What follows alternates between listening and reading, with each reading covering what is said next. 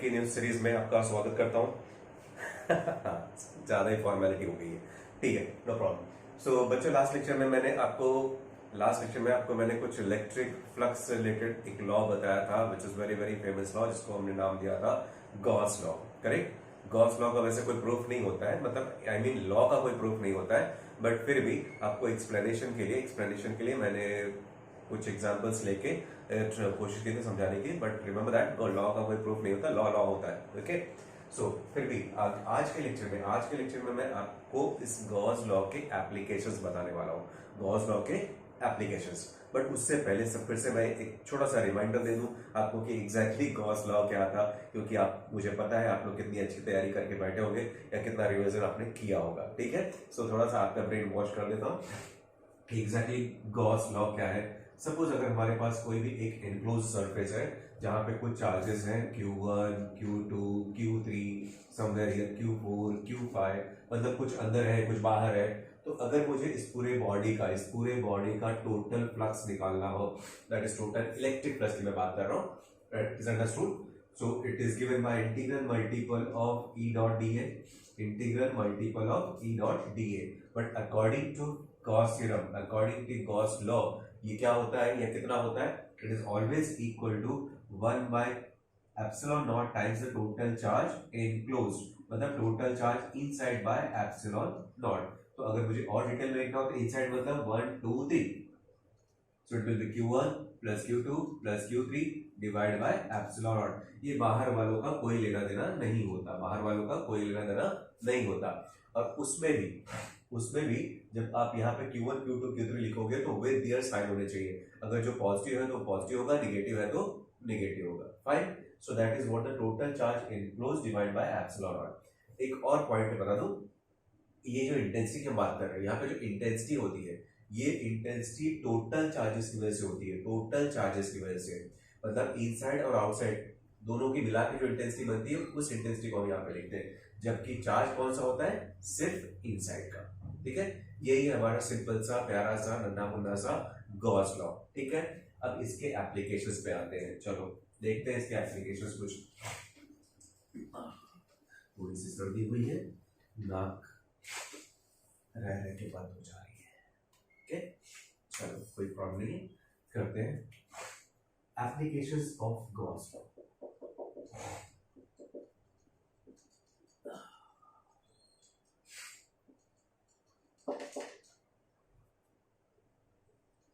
Application of Gauss law. Sorry, मजा आ गया। चलो, first application is for a charged conductor.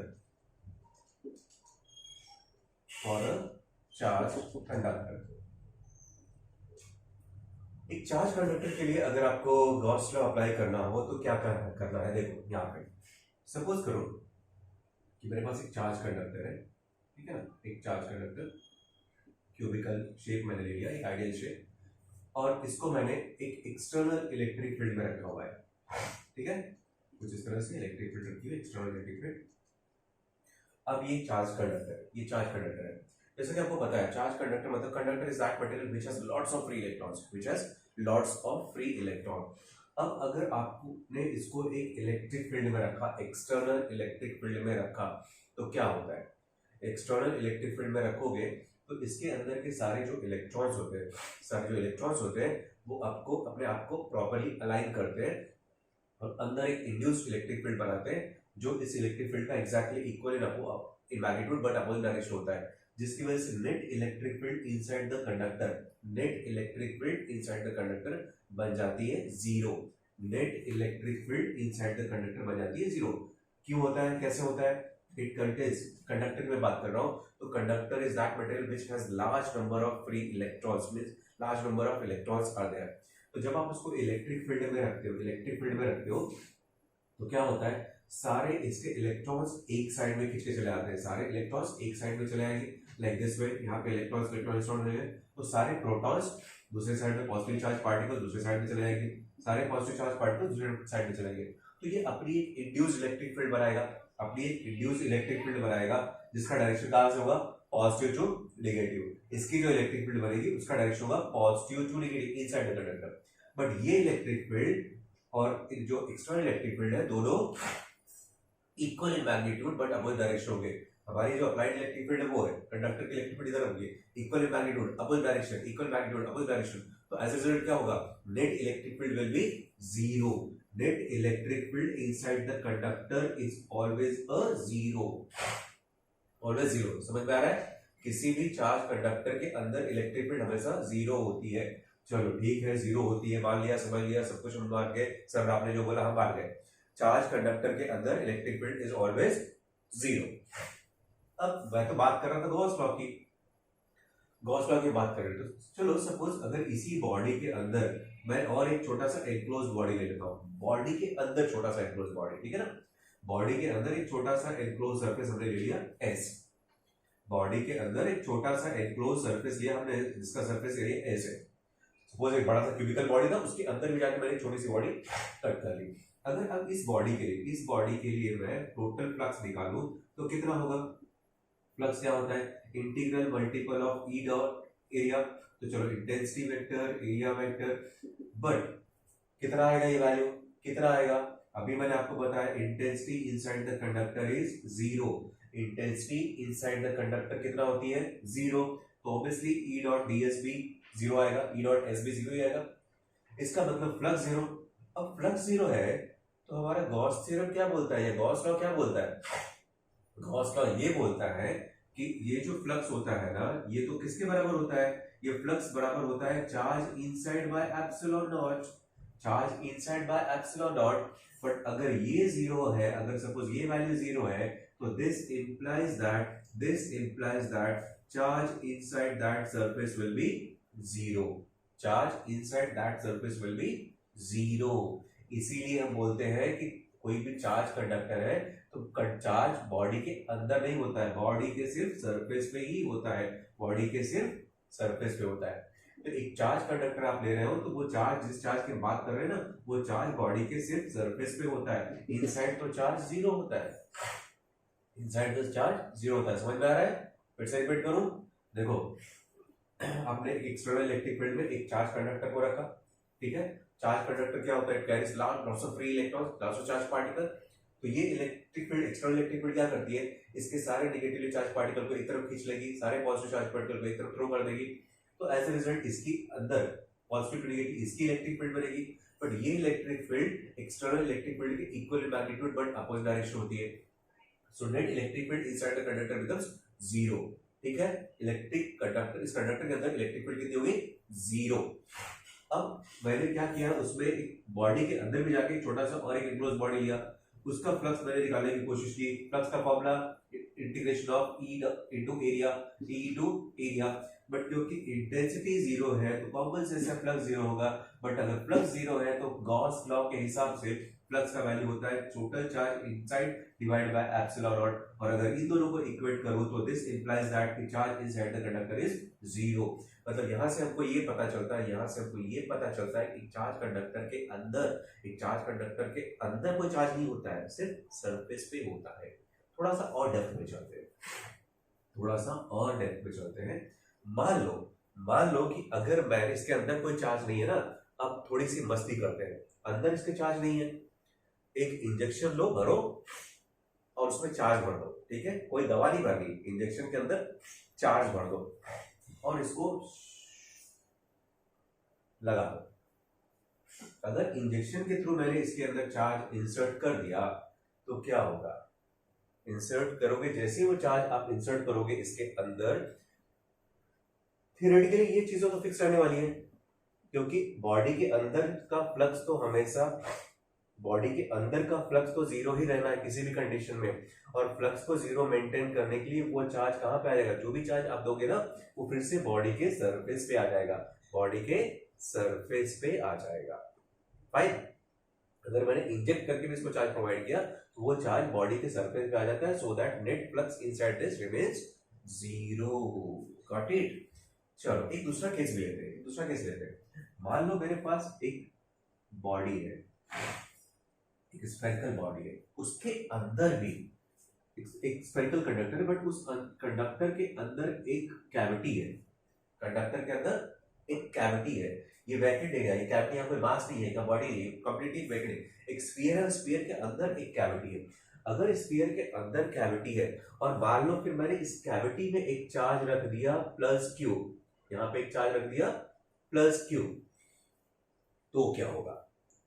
अगर इस कैविटी के अंदर आपने चार्ज रखा प्लस क्यू, फाइन, चार्ज रख रहे हो आप प्लस क्यू, और अभी भी ये एक्सटर्नल इलेक्ट्रिक फील्ड रखी हुई है यहाँ पे, as it is external electric field obviously apply करके हमने रखी हुई है, ठीक है ना। अब ये चार्ज जब आप प्लस क्यू यहाँ पे रखोगे तो इस पूरे बॉडी पे कितना चार्ज होगा, कहाँ पे कितना चार्ज होगा, अगर वो देखना है तो यहाँ पे फिर गॉस लॉ आपको हेल्प करेगा। देखो क्या होता है, अगर ये वैकेंट एरिया है, ये पूरा हमारा स्फीयर है, बाहर का पार्ट, ओके, जिसके अंदर एक कट एरिया है, तो यहाँ पे अगर मैं गॉस लॉ अप्लाई करूँ, गॉस लॉ अप्लाई करूँ, सपोज मैंने एक एक्सटर्नल इलेक्ट्रिक फील्ड लगा दी है, एक एक्सटर्नल इलेक्ट्रिक फील्ड लगा दी है, और उसके थ्रू मुझे कैलकुलेट करना है कि यहाँ पे फ्लक्स कितना होगा। तो सबसे पहले मैं क्या करूंगा, गॉस थ्योरम या गॉस लॉ वहीं पे एप्लीकेबल होता है जहां पे एक एनक्लोज सरफेस होता है, जहां पे एक एनक्लोज्ड सरफेस होता है, करेक्ट ना, जिसको हम बोलते हैं गॉसियन सरफेस। तो मैं क्या कर रहा हूं, एक इमेजिनरी गॉसियन सरफेस क्रिएट करता हूं with the same centre, with the same centre एक इमेजिनरी गॉसियन सरफेस क्रिएट किया मैंने, और वो गॉसियन सरफेस बॉडी के अंदर है, वो गॉसियन सरफेस बॉडी के अंदर है, बॉडी मतलब कंडक्टर के अंदर है। अगर कंडक्टर के अंदर है, वो कंडक्टर के अंदर है, तो टिपिकली जैसे हमने अभी यहाँ पे देखा, कंडक्टर के अंदर, चार्ज कंडक्टर के अंदर तो हमेशा फ्लक्स जीरो होता है। अब यहाँ पे अगर फ्लक्स जीरो, सपोज ये मैंने सरफेस ले लिया एस, और इसके लिए मैं अगर टोटल फ्लक्स निकालूं तो integration of E dot D S should be zero, correct ना। किसी भी कंडीशन में बॉडी के अंदर का फ्लक्स जीरो ही होता है, और अगर यहाँ पे फ्लक्स जीरो हो रहा है, यहाँ पे अगर फ्लक्स जीरो है, सॉरी फ्लक्स जीरो है, तो कॉमन सेंस है इंटेंसिटी जीरो होनी चाहिए, कॉमन सेंस है इंटेंसिटी जीरो होनी चाहिए। इंटेंसिटी अगर जीरो कब होगी, इंटेंसिटी किस पे डिपेंडेंट होती है बच्चों, इंटेंसिटी किस पे डिपेंडेंट होती है, as you know intensity equals to K Q by R square होता है ना, K Q by R square. तो इंटेंसिटी जीरो एक ही कंडीशन हो सकती है, सपोज अगर इस चार्ज की इंटेंसिटी है, सॉरी एक्सटर्नली चार्ज हमने नहीं, एक्सटर्नल इलेक्ट्रिक फील्ड हमने नहीं अप्लाई किया, सिर्फ इंटरनली हमने अप्लाई की, इंटरनली यहाँ पे चार्ज रखा हुआ है, उसी की इलेक्ट्रिक फील्ड का फ्लक्स हम निकालने वाले हैं। तो इंटेंसिटी तो होती है नॉर्मली के क्यू बाय आर स्क्वायर। अब चाहते हो कि अगर आप फ्लक्स जीरो हो, ऑब्वियसली फ्लक्स जीरो होता है, फ्लक्स जीरो तभी होगा जब इंटेंसिटी जीरो होगी, इजंट इट। अगर फ्लक्स जीरो है तो ये क्या इंप्लाइज करता है, this implies that intensity zero. अगर इंटेंसिटी जीरो मतलब K Q by R square will be equal to zero. अब ऑब्वियसली के तो कांस्टेंट होता है, डिस्टेंस तो रहेगा ही रहेगा, अगर ये दोनों जीरो नहीं है तो क्या जीरो है, क्या जीरो है, फिर इस बॉडी के अंदर का जो नेट चार्ज है वो जीरो होना चाहिए। अब नेट चार्ज जीरो कैसे होगा, हमने तो चार्ज प्लस क्यों रखा है, तो चार्ज जीरो तो नहीं हो सकता, हो सकता है। ये कैसे हो सकता है, जैसे ही आप यहाँ पे प्लस चार्ज क्यू रखते हो, इसके इनर सरफेस पे नेगेटिव चार्ज, उतने ही वैल्यू का नेगेटिव चार्ज इंड्यूस होगा, उतने ही वैल्यू का नेगेटिव चार्ज इंड्यूस होगा। तो ये माइनस, अब ये अगर पॉजिटिव और ये नेगेटिव चार्जेस इक्वल है तो डेफिनेटली हमारा net charge will be zero, net charge will be zero. अब देखो, अब चार्ज कहां पे आ गया, अब चार्ज कहां पे आ गया, बॉडी के सरफेस पे। इस बॉडी के चार्ज कंडक्टर के इनर सरफेस पे चार्ज आ गया। अब तो ये न्यूट्रल नहीं रह गया, अब तो ये बन गया चार्ज बॉडी, करेक्ट है। अब ये चार्ज बॉडी की तरह बिहेव करेगा, बट इस चार्ज बॉडी के होने, बॉडी पे चार्ज होने के बावजूद भी इलेक्ट्रिक फ्लक्स तो जीरो ही है ना, इलेक्ट्रिक फ्लक्स जीरो ही है, अभी भी इलेक्ट्रिक फ्लक्स जीरो है। और ये इलेक्ट्रिक फ्लक्स जीरो कब होता है, जब net charge for the given body will be zero, net charge zero. तो उस नेट चार्ज को फिर से जीरो मेंटेन करने के लिए जितना चार्ज यहाँ पे अंदर इंड्यूस हुआ है, एग्जैक्टली उतना ही चार्ज बॉडी के बाहर के सरफेस पे इंड्यूस होता है, बट वो भी अपोजिट नेचर का, वो भी अपोजिट नेचर का, मतलब जितना माइनस उतना ही बाहर।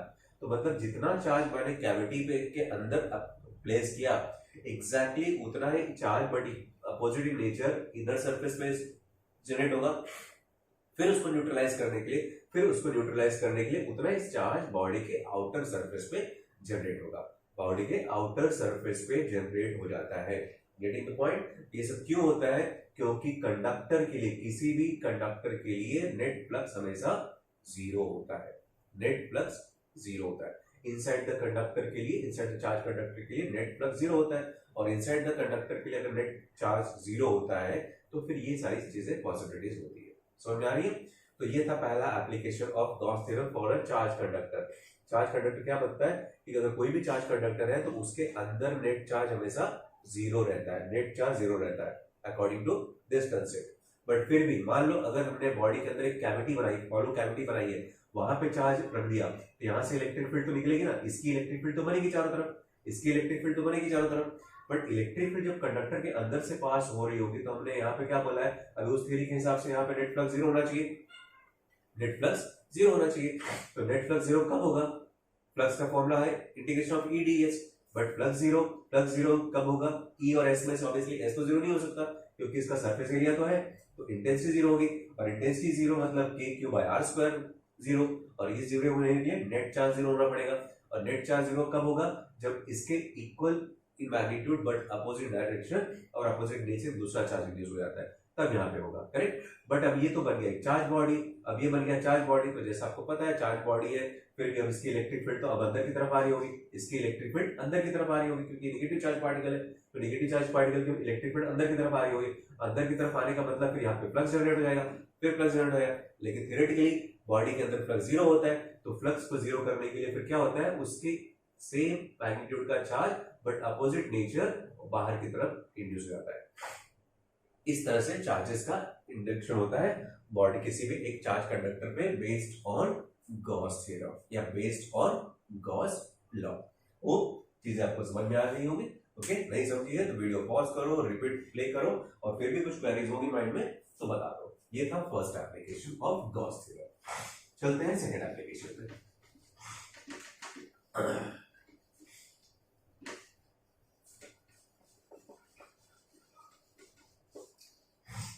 Second application of Gauss theorem is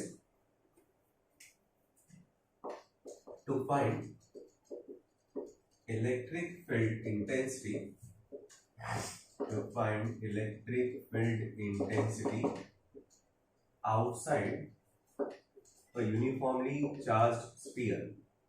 A uniformly charged sphere. Then suppose करो, जस्ट इमेजिन कि मेरे पास एक यूनिफॉर्मली चार्ज्ड स्फीयर है जिसका रेडियस है capital R, O be the centre. ये पूरा बॉडी ओवरऑल यूनिफॉर्मली चार्ज है और इस पूरे सरफेस पे चार्ज रखा हुआ है क्यू। कितना रखा हुआ चार्ज? क्यू। अब यहाँ पे मैं, हमारा एम क्या है, इस बॉडी के बाहर सपोज समवेयर हियर, यहाँ पे एक पॉइंट है, क्या है, एक पॉइंट है P at distance of R from the centre. मुझे इस पॉइंट पे फाइंड आउट करना है यहाँ पे इलेक्ट्रिक फील्ड इंटेंसिटी कितनी होगी, और किसके हेल्प से? गॉस लॉ के हेल्प से। अब आपको गॉस लॉ अप्लाई करना है, गॉस लॉ अप्लाई करना है तो क्या करना पड़ेगा भाई? गॉस लॉ अप्लाई करने के लिए सबसे पहले हमारे पास एक ऐसा सरफेस होना चाहिए जो चार्जेस को एनक्लोज करे, क्योंकि गॉस लॉ एप्लीकेबल ही उसी के लिए है, वो बना ही उसी के लिए कि कोई चार्ज बॉडी, ऐसी चार्ज बॉडी हो जो चार्जेस को अपने अंदर स्टोर करे। यहाँ तो ऐसा कुछ है नहीं, यहाँ तो चार्ज तो बॉडी के बाहर दिख रहा है, तो क्या करना पड़ेगा? आपको एक इमेजिनरी गॉसियन सरफेस क्रिएट करना पड़ेगा। सो टेकिंग रेडियस आर, मैं क्या करने वाला हूं, एक इमेजिनरी कॉन्सेंट्रिक स्फीयर ड्रॉ कर लेता हूं। ठीक है, इमेजिनरी कॉन्सेंट्रिक स्फीयर ड्रॉ कर लेता हूं with radius as small R. अब देख रहे हो स्फीयर के बाहर जो मैंने दूसरा स्फीयर बनाया है which is known as Gaussian surface, तो ये गॉसियन सरफेस क्या की तरह बिहेव करेगा, क्योंकि अब ये चार्जेस इसके अंदर आ गए।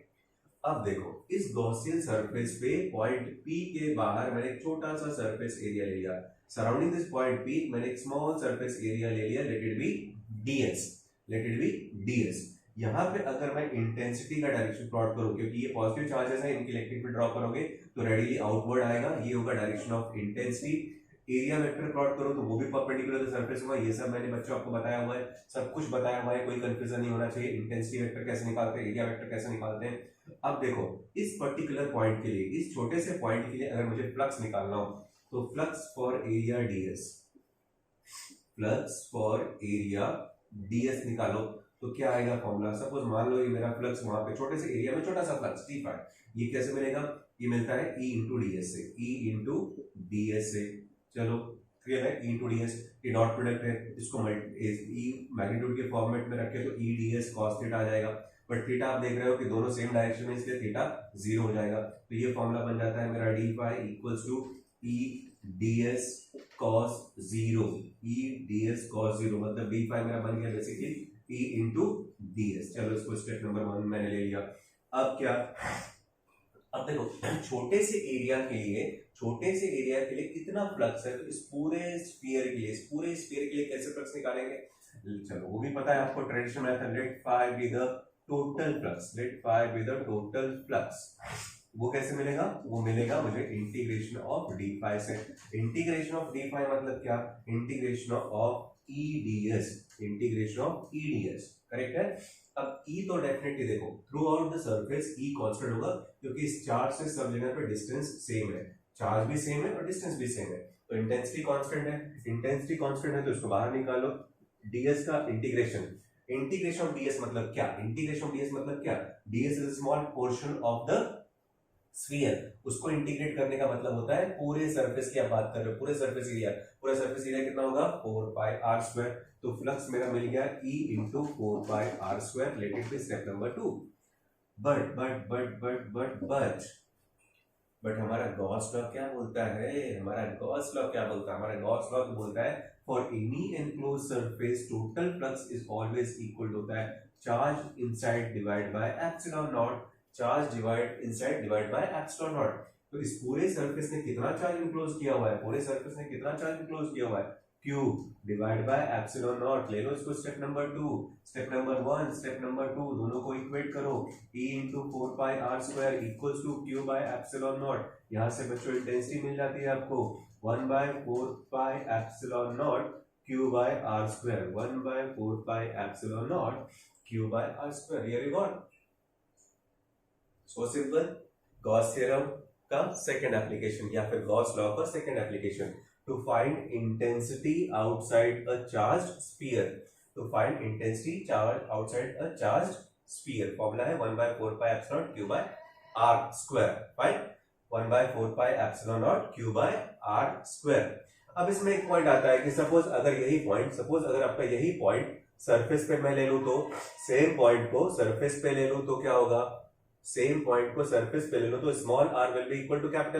Small r will be equal to capital R, और small r will be equal to capital R, तो ऑन द सरफेस के लिए फॉर्मूला आ जाएगा 1 by 4 pi epsilon naught q by r square, capital R square, 1 by 4 pi epsilon naught q by capital R square।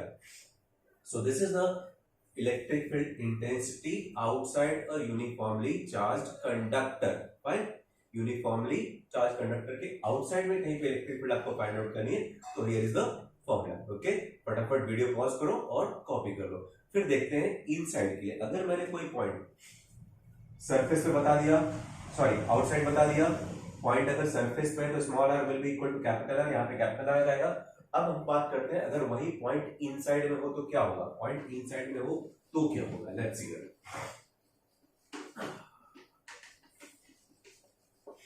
यहाँ पे inside uniformly charge sphere की जगह पे हमने आउटसाइड ले लिया है, अब इनसाइड की बात करते हैं। Intensity inside a uniformly charge sphere,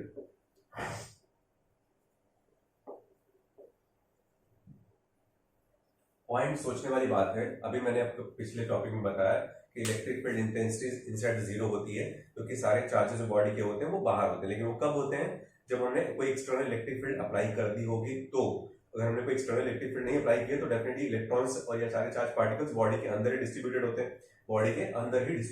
हैं, अब देखो, अब मेरे पास एक सॉलिड स्फीयर है, ठीक है, जिसका अंदर जितने भी चार्जेस हैं वो पूरे बॉडी में uniformly distributed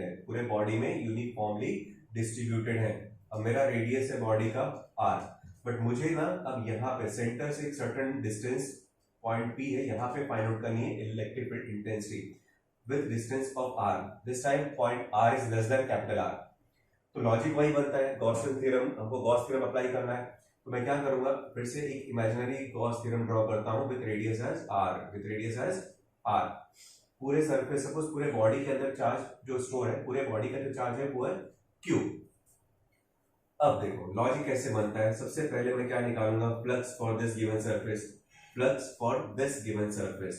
now see flux for area, चलो इसको मैंने नाम दे दिया एस, जितना मैंने एरिया कंसिडर किया है, flux for area S. Total flux क्या होगा, intensity into area, intensity into area. Area कितना है इसका 4 pi R square. E stands for electric field intensity, electric field intensity, correct ना। Flux is E into 4 pi R square. But ये जो intensity आप देख रहे हो, ये जो इंटेंसिटी है, क्या ये पूरे चार्जेस की वजह से होगी, क्या ये पूरे चार्जेस की वजह से होगी, नो। ये इंटेंसिटी होगी तो सिर्फ इतने चार्जेस की वजह से। कितने चार्जेस, जो इतने वॉल्यूम में रखे हुए, इस वॉल्यूम के अंदर, पूरे की हम बात ही नहीं कर रहे ना, हम तो यहाँ पे बात कर रहे हैं। तो ये जो चार्जेस है, पॉजिटिव चार्ज अगर मान लो यहाँ पे मैंने रखा, वो तो सब बाहर चले जाएंगे, उसकी इलेक्ट्रिक फील्ड इसके थ्रू तो क्रॉस नहीं होगी ना। यहाँ पे जो इंटेंसिटी होगी वो सिर्फ इन चार्जेस की वजह से होगी, जो कि स्फीयर के अंदर, सरफेस एस के अंदर है। तो हमारा काम है पहले इन चार्जेस की वैल्यू को कैलकुलेट करना। इन चार्जेस की वैल्यू को अगर मैं कैलकुलेट करूं तो देखो क्या आएगा। पहले तो हमने निकाल लिया flux equals to E into 4 pi R square. Now see charge enclose कैसे निकालोगे, उसके लिए हम क्या करते हैं, पहले चार्ज पर वॉल्यूम निकालते हैं। Let charge per unit volume for entire sphere, charge per unit volume for entire sphere कैसे मिलेगा आपको, total charge divide by total volume 4/3 pi R cube. Simple, ये मिल गया। सपोज हम इसको ले लेते हैं sigma, charge per volume is this much. अब मुझे सिर्फ इस वॉल्यूम का चार्ज निकालना है, तो let small Q be the charge stored by area S.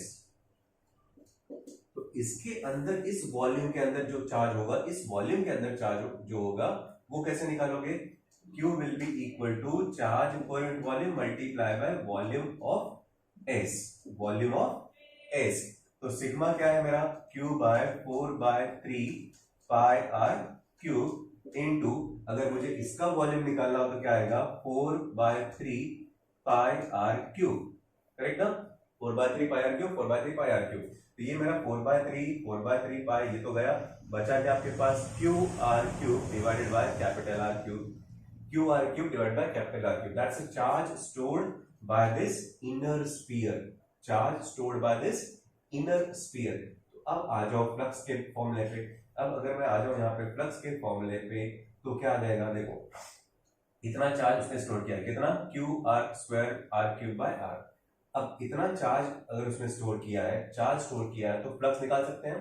So therefore flux according to Gauss theorem क्या होता है, charge inside by epsilon not, charge inside by epsilon naught. इसका चार्ज कितना है, इसका चार्ज कितना है, Q R cube divided by R cube, correct ना। Divide Q R cube divide by R cube divide by epsilon naught, divide by epsilon not. तो ये हो गया फ्लक्स ड्यू टू, ये हमारा जनरलाइज फॉर्मूला और ये हमारा गॉस लॉ। अब क्या करो, दोनों को इक्वेट कर दो फ्रॉम फर्स्ट एंड सेकंड। दोनों को अगर मैं इक्वेट कर दूं फर्स्ट एंड सेकंड, तो मुझे मिलेगा E equals to 4 pi R square is equal to Q R cube divide by capital R cube epsilon not. देखो कुछ कैंसिलेशन की पॉसिबिलिटीज है, यहां से आर स्क्वायर आर क्यूब, एक ही आर बचेगा, दैट इज स्मॉल आर। और ये 4 पाई अगर नीचे आता है तो इंटेंसिटी का जो फॉर्मूला बचेगा मेरे पास, वो हो जाएगा 1/4 pi epsilon not Q R divided by R cube, Q R divided by R cube. This is the formula for electric field intensity inside the charged sphere, electric field intensity inside the charged sphere. Getting बच्चों, बाहर के लिए क्या formula आया था, 1/4 pi epsilon not Q by small R square. Surface पे क्या formula आया था, 1/4 pi epsilon Q by capital R square. But अगर वही पॉइंट बॉडी के अंदर चला जाता है, वही पॉइंट बॉडी के अंदर चला जाता है, तो क्या फॉर्मूला आता है, 1/4 pi epsilon Q small R by capital R का cube, Q small R by capital R का cube. So this was the second application, this was the second application of Gauss law.